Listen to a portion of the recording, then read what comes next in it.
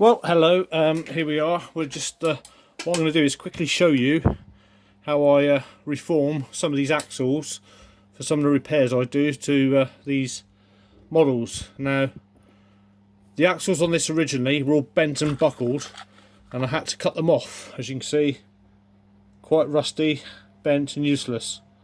So rather than try and straighten them out and mess around with them, what I've actually done is got a couple of pop rivets, and what you do with those is you slide off the collars. There's one here, it says the collar for a pop rivet, and if anybody's used them you know that that slots into there, and then I can use the rivet as an axle. It's already got a nice rounded end on the top, so it's just about long enough. So what I'm going to do is, using these punches, what I did was I bought some punches. They came in various sizes. They come like this. I cut off the rubber sheath. I then cut off probably, where is it? The bit I cut off somewhere. There we go. I cut that much off so it could fit into the drill with the grinding tool, and then with the slightly bigger concave end it will sit into there, and as I turn the pillar drill or post drill, whatever you call it, it should form a very nice round end for the truck. So we'll start off by just inserting the front axle onto there, and there are the wheels. So as you can see, it's got a bit of a gnarly end on it there, but as soon as I start the drill up and put some pressure on it, hopefully it should form a nice round end. So just very gently hold that there. I've lined it up so it should be okay. Then start the drill up. Really.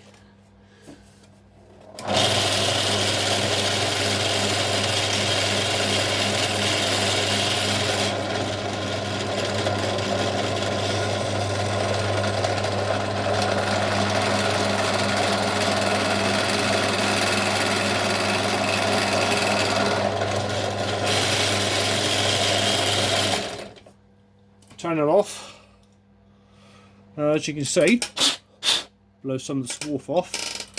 The axle has been rounded off, and that stops the wheel from falling off. There we go. It's not quite as round as the other end, but it's going to be on display in the cabinet, and that wheel is not going to go anywhere. It is on pretty much tight, but just to make sure, I'm going to go for it again just to give it a bit more of a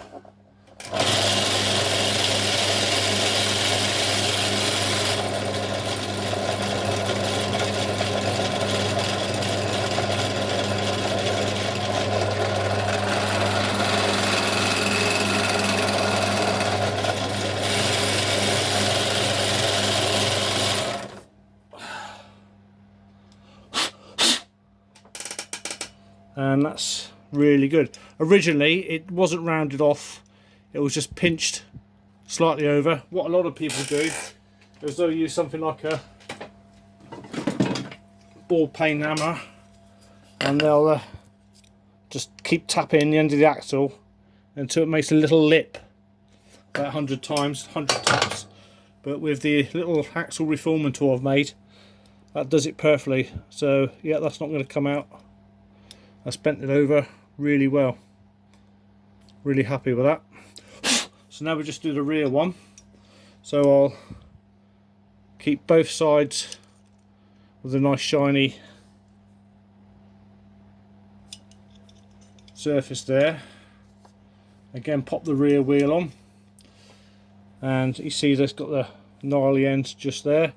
So again, in the little axle reforming process here, just hold that nice and steady.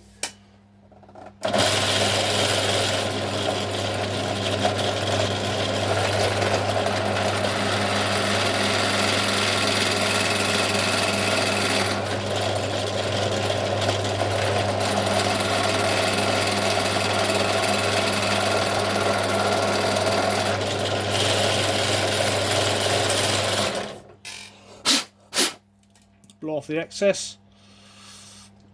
Probably needs a bit of a brush as well.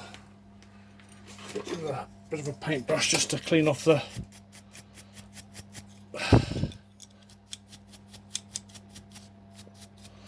excess swarf. And there we go. The wheels are on. They're not going to fall off. I said originally all there was a little lip on the end of the axles anyway. So I've just basically taken it back to an original standard of manufacture. So that's, I'll just move my camera so you can see it a bit better. That's how it will look like. That's how you reform the axles for these sort of things. All I need to do now for this model is I'm just going to paint up the grille, the headlights. This is quite an elderly Dinky, so it didn't have a plastic insert as a windscreen. There wasn't much other detail on it. I might just paint up the rear tow bar a matte black, as it probably would have been originally. But that is that. Not a lot else you can do with it. They never ran as freely as Hot Wheels cars did. So yeah, not a lot else I can do with it. That's as good as it gets for this type of model. So I hope that's been quite intuitive for you. That's how I, not with all of them, but with some of these models, make new axles. Like I said, these don't really get played with again. That will just go into the display cabinet. It's just a process of making sure the wheels don't fall off. With some of the smaller ones I do, like these. This one here, which is a girder truck. It's a Matchbox Leslie one, which I'm going to do. It's a case of I'll probably use a slightly smaller punch. What I probably end up doing is chopping this one down, or maybe actually the red one's the next size up. Chopping one of these down, and again just swapping it for the bigger one, and then inserting the axles for that. For the front, I don't need to do it because that one is perfectly okay. I don't know if you can see, but using this blade there, one side's rounded just there, and the other side is relatively flat. It's literally just to keep the wheel on. I normally use a ball peen hammer for these size models, but I might just try my little axle reforming tool. This is a bit quicker. It saves me tapping it 100 times. As you see, the rear of this particular lorry is a twin, so I've got two of these axles. I've managed to save the original axles. All I did was just grind off the lip from the axle there. Again, it's got the original rounded end there, and that's all that needs to be done. So that will probably be another short video which I'll do at another time, but in the meantime, once I finish painting this one, I'd like to just point out as well, when I originally had this model, the actual frame itself, the cab, was all bent in, and this one here was snapped and it fell in. I've managed to glue it back into place using the old ever trusted Gorilla Super Gel. Bit of free advertising there. Dollop on that on each end. Bit of masking tape at the back, which I used. Just inserted this into the back, obviously from in underneath. And as it was gluing, dropped a bit of baking soda on, which sets like concrete, and that helps just reinforce this centre pillar here.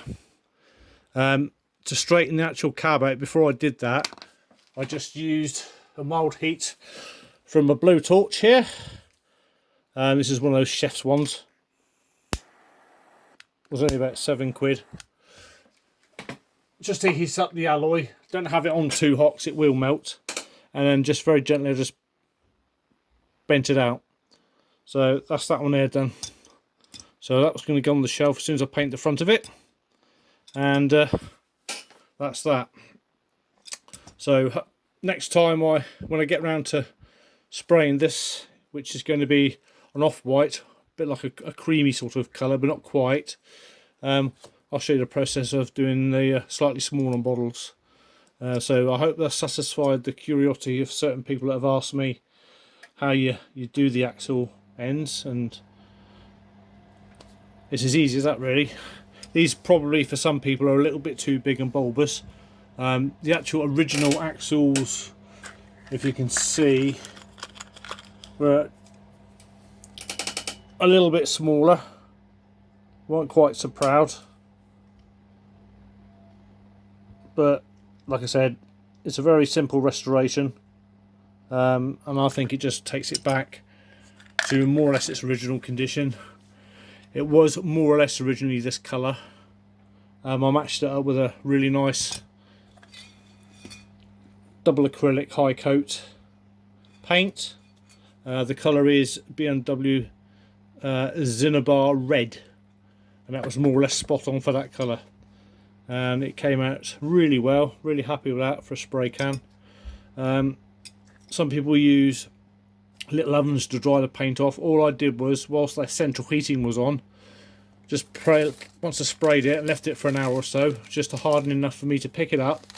I put a big greaseproof paper on top of the radiator, rested the painted model on it and left it overnight, and by morning it was baked solid. No blemishes, no bubbles, nothing like that. It came out really well. So yeah, it hardened the paint to a good standard. So that is that. Feel free to ask any questions. Like I said, this is quite a short video, for the simple reason that a lot of people ask me, you know, how you do actually manage to get these wheels back on and form the axles. That's it. So thank you very much for watching, and I'll see you in the next video for doing the other truck. So goodbye for now.